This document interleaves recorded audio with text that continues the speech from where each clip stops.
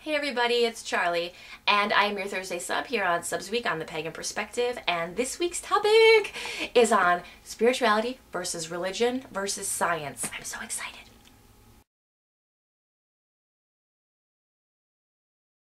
So this week's topic comes from Valera Childers and Alan Childers. I'm not sure if they're related, but they both gave us topics and they go really well together. So Valera said, the difference between religion and spirituality. Alan wrote relationship between human sciences and religion/spirituality.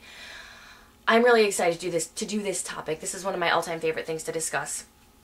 And I guess I'll first open up with just a couple dictionary definitions. Religion in this dictionary, Webster's New World Dictionary. I specifically bought this one because it's green, and that is my favorite color. But anyway, religion is defined belief in and worship of a god or gods, a specific system of belief, worship, etc., often involving a code of ethics, whereas spirituality is defined as of the spirit or the soul, of or consisting of spirit, of religion, sacred, or a folk hymn, specifically one originating among southern United States blacks. That's under spiritual, so that obviously doesn't pertain to what we're talking about, the last definition there. That's a genre of music. But anyway, talking about religion versus spirituality first. And we'll get into the science portion later. And a few months ago on Facebook, I opened up the same discussion on my Facebook page, asking everyone to kind of tell me, to them, what's the difference between religion and spirituality. And later, after the discussion was had, I kind of gave my input. And currently on a year and a day study group that I'm doing right now, I also offered the same kind of open that discussion up again, because to every single person, if you ask someone what is the difference between religion and spirituality, everyone's going to have a different answer, and I think that's what makes this particular topic so awesome, and I'm so excited to be able to be one of the subs that gets to do this topic.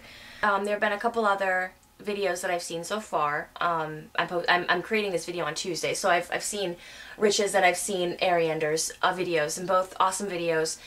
And to me, there is a very distinct difference between religion and spirituality. To me, the word religion, I have a bit of an aversion to that word. I don't particularly have good feelings when I think of the word religion. And I just mentioned in a couple videos ago that religion to me has a very rigid, cold, empty sound to it. And I don't consider myself religious.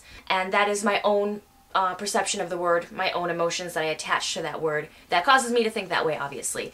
Some people, when they hear the word religion, they think something completely different. And that kind of ties back into a video that I did a few months ago for the Pagan Perspective on the power of words and how we tie certain emotions personally to words, and it creates a specific feeling to that word. So how I perceive religion versus spirituality is all my own emotions and connotations that I've attached with those particular words. So please keep that in mind as I'm kind of going through how I feel about religion versus spirituality.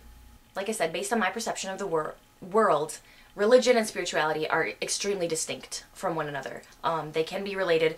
I believe that people who are religious are often spiritual. People who are spiritual are often religious. But people can also be religious without being spiritual, and I think that leads to a lot of bigotry and hatred and inner turmoil.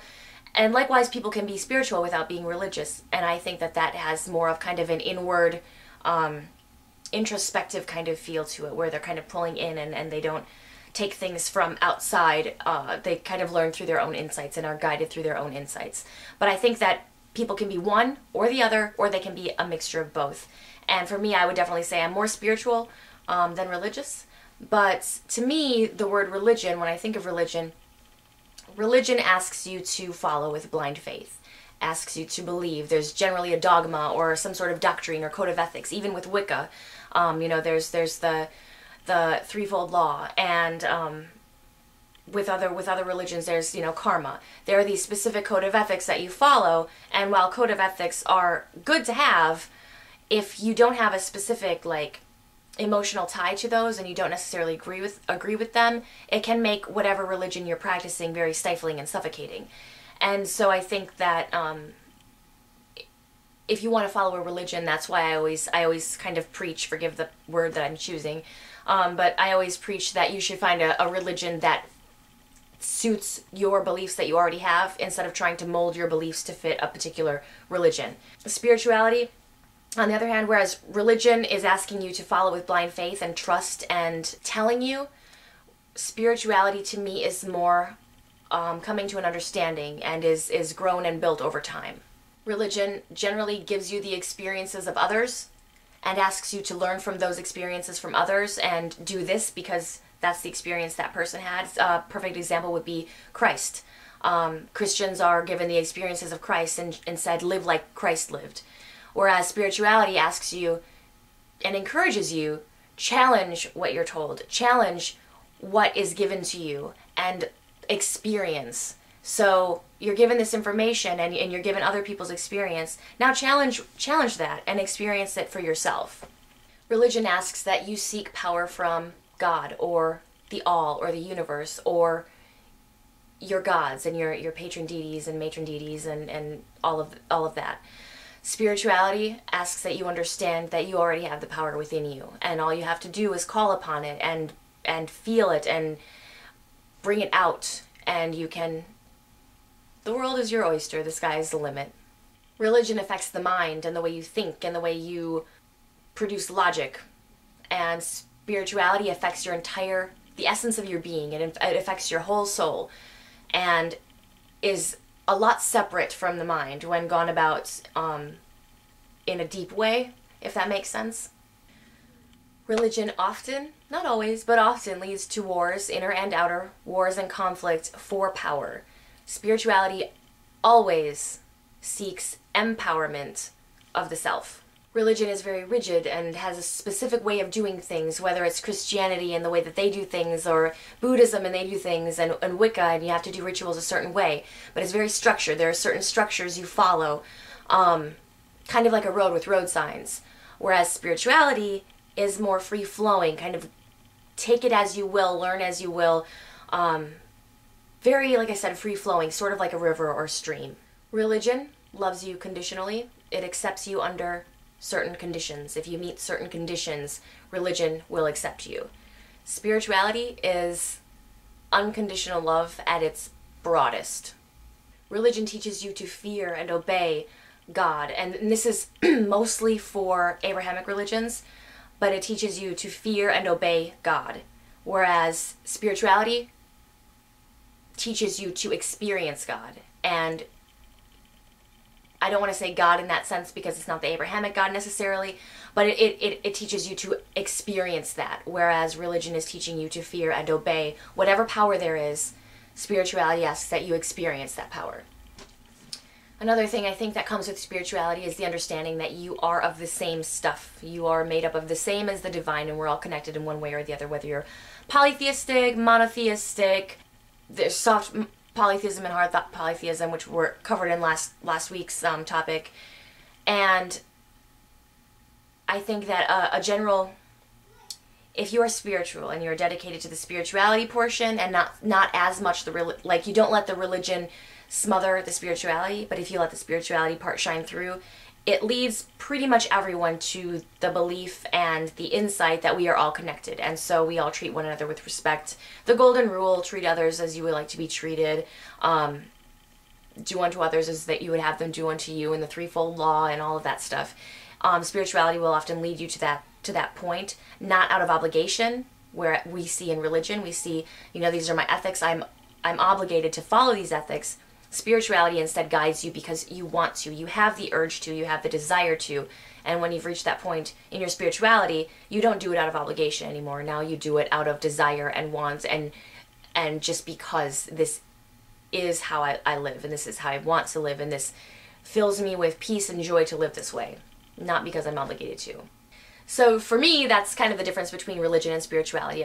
Religion is more like tell you, do this, show you do this, whereas spirituality is let this, it's kind of, we can liken it to parenting. Religion is sort of like the authoritarian parent saying, do this because I said so. Whereas spirituality is more like the authoritative parents and saying, do this, experience this. Okay, if you want to touch the burner, you realize that it's hot and that you shouldn't touch it anymore. But I'm not going to stop you from touching it because that would mean that I don't allow you to experience it for yourself. So I think that that's kind of an easy analogy of putting at it. The religion is the parent that tells you what to do and doesn't really tell you why.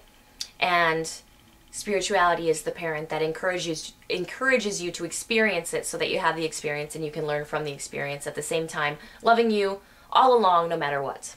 Okay, so that's sort of a good, I guess, good segue into the human sciences versus religion and spirituality. There's a fuzz. Because I wanted to talk a little bit about psychology, specifically about dreams and near-death experiences. So there's a lot of evidence out there that kind of disproves or discredits the idea of a divine creator or a conscious, sentient designer of the universe. There also is a lot of evidence out there that's starting to kind of come around and say, okay, wait, no, there is evidence that we were created and divinely inspired or divinely designed. And it's all very extremely interesting. So if you watch like the History Channel or the Discovery Channel or Planet Green, I think, or Green Planet or something, I don't know, there's a lot of really awesome shows out there where they discuss this very thing. And for me, I don't really sway one way or the other because I won't know until I know, so there's really no point in arguing or dwelling on it. But I can tell you that based on my own reading, I'm an avid reader, so I really enjoy reading a lot, and from what I've found in different books and different websites, I kind of want to bring that into play a little bit when we're talking about science versus spirituality, or compared to spirituality and religion. So talk a little bit about psychology. Psychology is super interesting. So any of you who are still in high school or haven't taken psychology yet, take it. It's awesome. And one of the things is dreams and near-death experiences. They don't cover this in psychology courses that I've been in, but the dreams portion they do, but not like near-death experiences.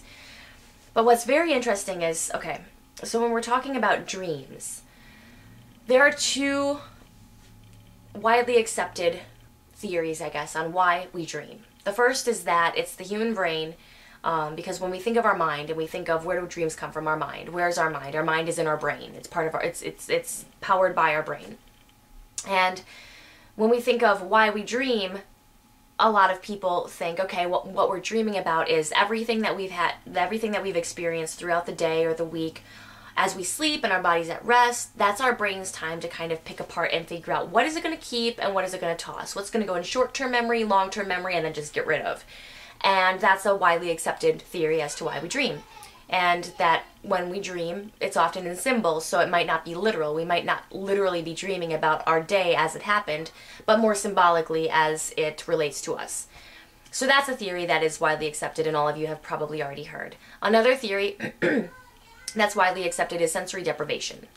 So the brain is constantly thinking. The mind is constantly working. You're never, like, you can't sit there and try to like make yourself not think, because even if you're not thinking, you're thinking about not thinking. And I used to do this all the time when I was really little, like 5, like I'm going to try not to think. But now I'm thinking about not thinking, and it doesn't work. So your brain is never at rest. And when you're sleeping, your body's at rest and your brain gets bored. It needs stimulation. And so what it does is you're kind of going through a little bit of sensory deprivation. You're sleeping, you're unconscious, you're not aware of your surroundings, you're not aware of smells, you're not aware of sounds, you're just unconscious and your brain gets bored. And so it creates its own reality for itself, and those are your dreams. And that's another widely accepted theory about why we dream. So to kind of piggyback off that, people have actually gone into sensory deprivation tanks where they're suspended in some sort of water and they're blindfolded, earplugs in, no sounds, no smells, nothing they can see. And after a few hours, they start to like go crazy and they will be awake, but they will be hallucinating, like behind their eyelids, but they'll be fully conscious. I'm not sure, maybe they don't blindfold you, but they'll start hallucinating and seeing things, and it's like they're dreaming but they're awake, and that's the brain kind of working to stimulate itself and give itself something to do. So that brings me to near-death experiences and how this all kind of relates to religion and spirituality. If you guys go to this website, it's called nderf.org, NDERF.org. It stands for Near-Death Experience Research Foundation, and it's awesome. There are hundreds of thousands of accounts of near-death experiences.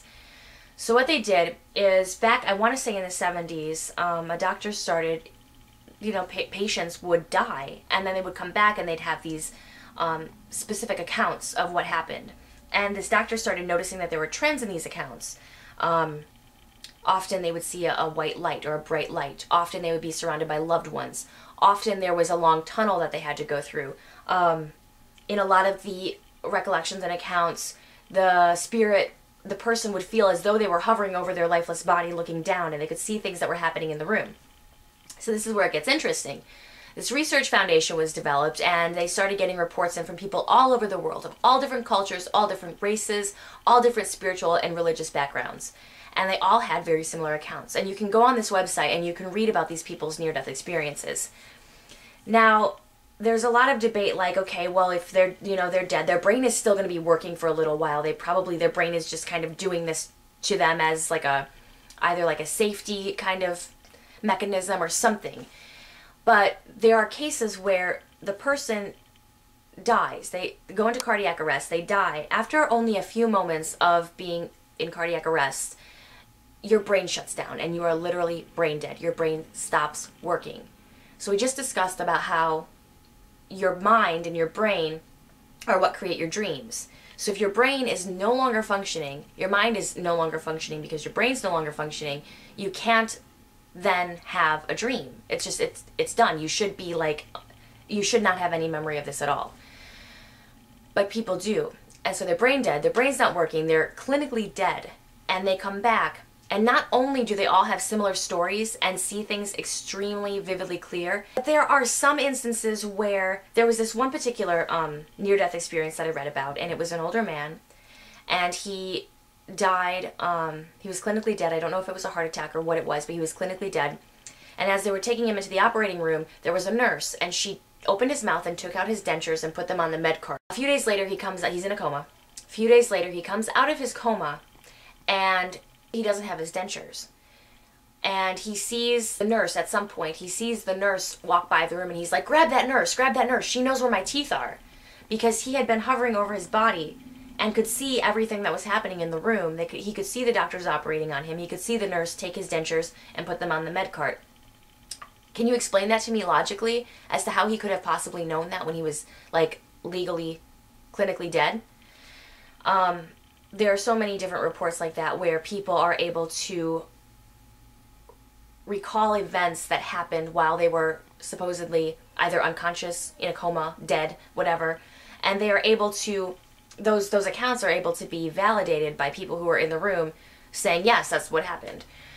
So, to me, how this all ties into religion and spirituality is, when I think about religion, when I personally think about religion and having like a set, like, not code of ethics even, but like, this dogma and these rules and things to abide by, and if you don't believe in this God, you're going to this place that's really bad.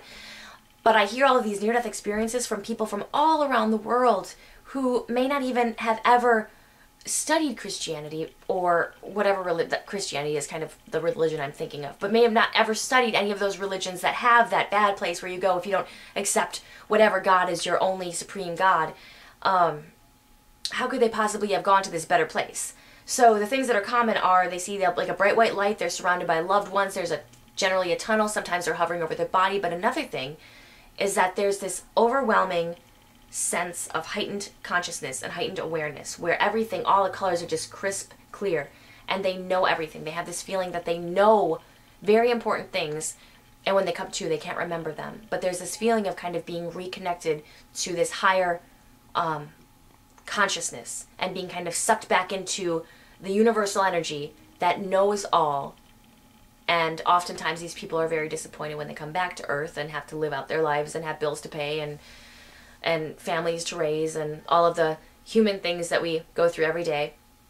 But to me, that is enough for me to persuade me that there is something that happens after we die, where these people have clinically been dead and they all have similar experiences from all around the world. And to me, that's enough. So that's kind of how science ties into. But there is so much, and the information is so vast, and there's so many things untapped in our universe, things that we don't even know about yet, and that we cannot even comprehend yet. I think that science has a very long way to go, but I think that science will only eventually take us so far. But you can definitely equate, or not equate, but compare science on so many different levels with religion and spirituality. I specifically chose psychology and the workings of the human mind. But there's biology and chemistry and geology and sociology and all these different like sciences and cultural studies and things that can be compared to religion. And I'm really excited to see what the other subs have to say. Talk to you guys later. I love you. Blessed be.